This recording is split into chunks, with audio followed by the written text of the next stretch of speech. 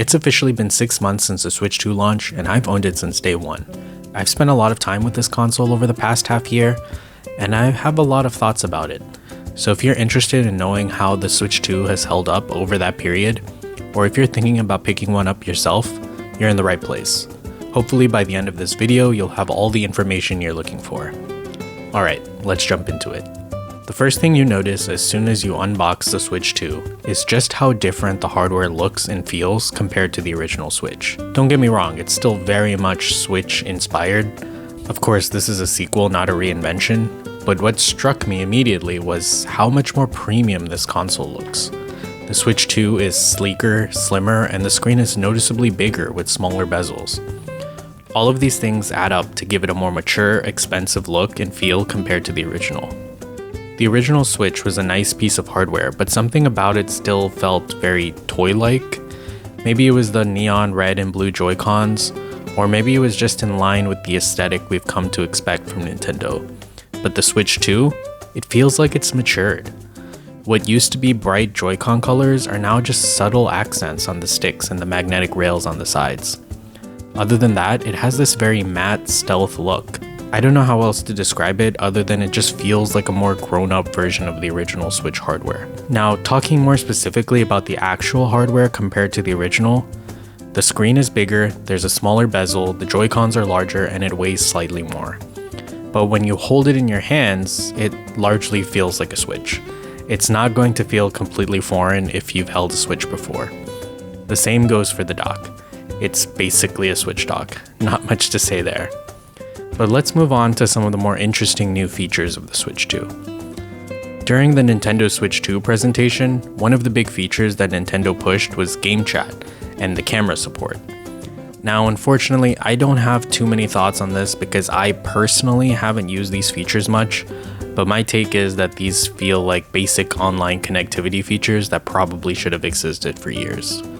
However, I have tested the next new feature extensively, and I think it's one of the most underrated features that the Switch 2 offers, and that's Game Share.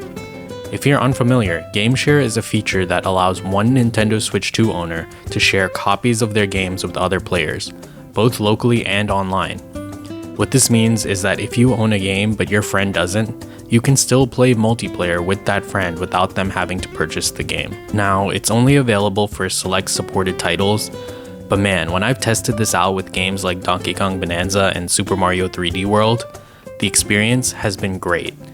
It felt completely lag-free, like playing on the same device. And here's the kicker, this works even with the original Nintendo Switch. Your friend doesn't need a Switch 2, which is surprisingly consumer-friendly.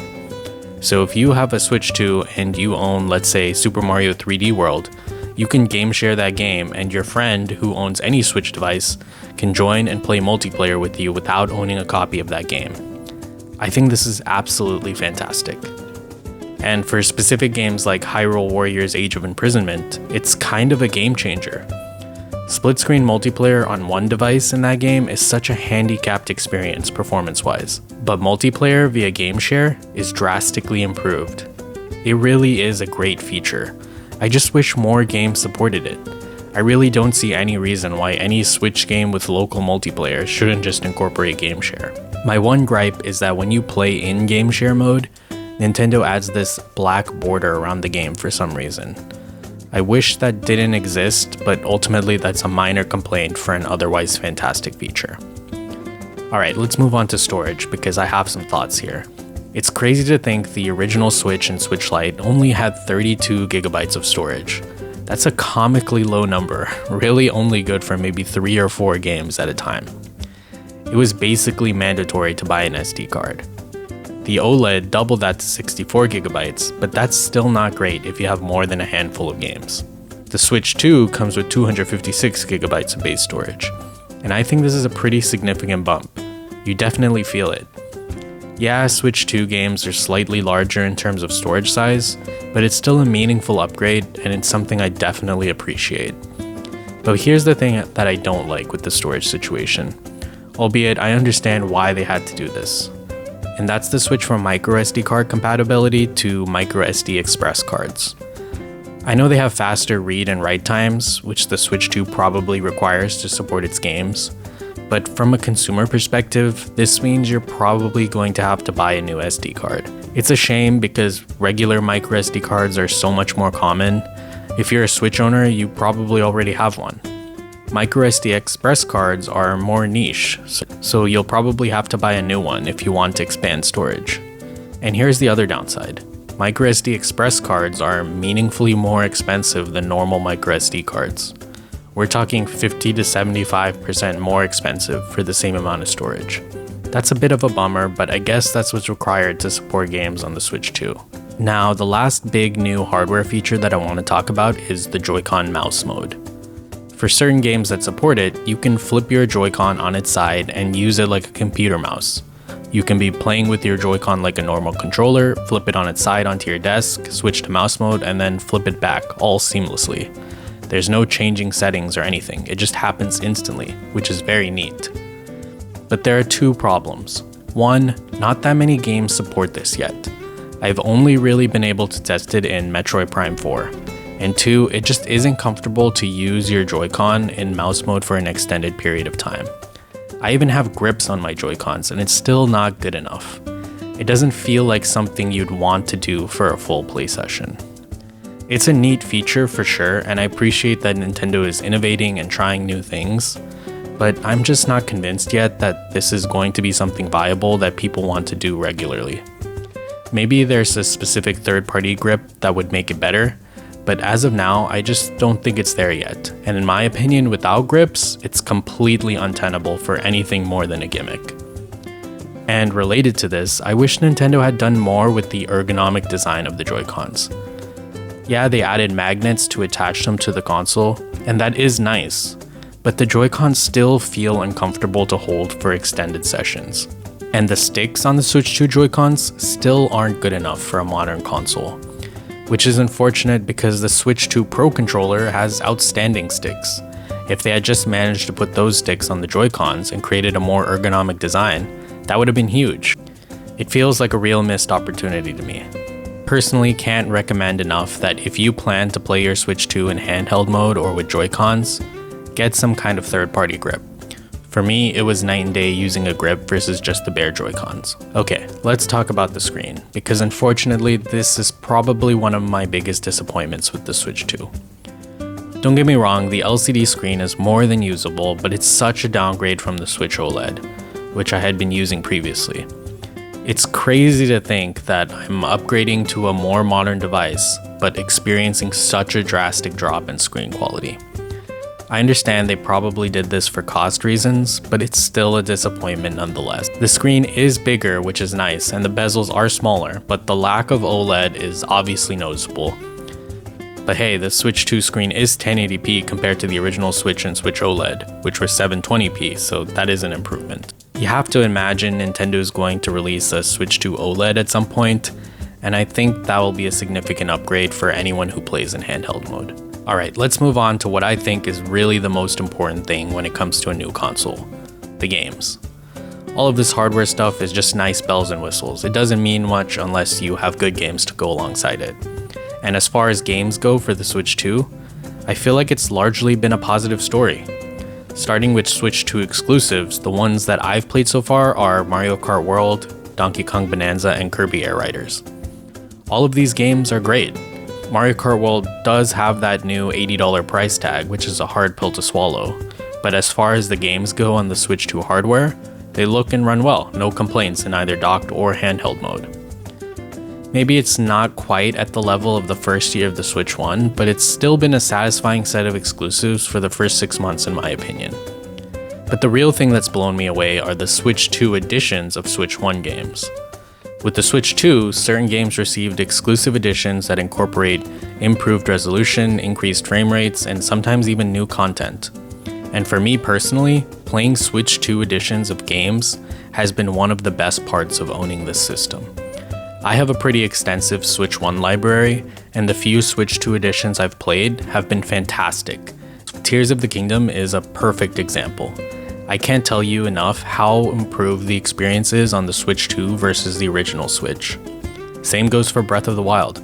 Both of these games running in 4K at 60 FPS, if you haven't experienced that yet, It's a drastic improvement. They both feel so much better to play. The other game I want to highlight is Pokemon Violet.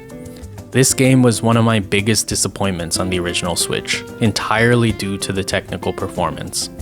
I'm a huge Pokemon fan, and I beat the game but couldn't bring myself to play the DLCs just because of how grating the performance was. The Switch 2 edition doesn't solve everything, there are still ugly textures and low poly models, but the game is in a drastically improved state. The increased frame rate and improved resolution does wonders. It's more than playable now. I actually think I'm gonna go back and play through the DLCs because the Switch 2 version helps in such a meaningful way. I've also played Pokemon Legends ZA and Metroid Prime 4, and I'm pretty impressed with the improved performance and resolution in both. Legends ZA has the same ugly texture problem as Violet, but the game just looks and runs so much smoother on Switch 2.